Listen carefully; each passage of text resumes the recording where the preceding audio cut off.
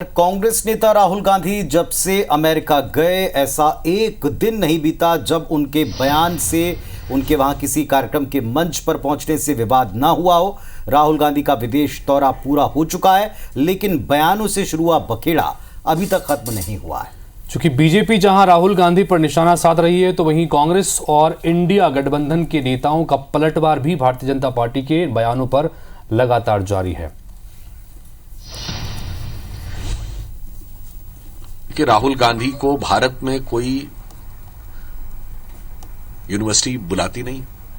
आप कहेंगे चलिए बीजेपी की सरकार है, तो 2004 से 14 के बीच में कितनी यूनिवर्सिटीज में गए थे जहां आपकी सरकारें, वहां क्यों नहीं बुलाती? तो पहला आश्चर्य का विषय यह है कि विदेश की यूनिवर्सिटीज उनको क्यों बुलाती। मुझे लगता है कि कहीं ऐसा तो नहीं है कि वो उन सारी शक्तियों के साथ मिलने के बाद, उनसे ट्यूटोरियल लेने के बाद रिहर्सल करते हैं कि भारत विरोधी बयान कैसे दिए जाएं।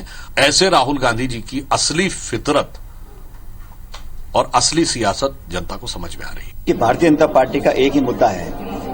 लोकसभा चुनाव में जब 400 की जगह 240 पे अटक गए आकर, अब वो सिर्फ राहुल गांधी जी को टारगेट करने का काम कर रहे हैं। अब विधानसभा के चुनाव चल रहे हैं, जनता का जो माहौल है, जो मुझे लग रहा है वो कांग्रेस के पक्ष में है, उसको देखकर भी कहीं ना कहीं भाजपा के अंदर कुछ बेचैनी चिंता है, इसलिए इस प्रकार की बातें उनके नेता बोल रहे हैं। तब ऐसी उसने कौन सी बात की जो हिंदुस्तान की मुखालफत वाली बात है? मैंने तो उनसे कोई ऐसी बात सुनी नहीं जिसमें उन्होंने मुल्क की मुखालफत की हो।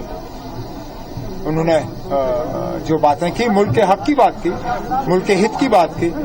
मैंने तो उनके मुंह की मुल्क की मुखालफत होते हुए नहीं सुना।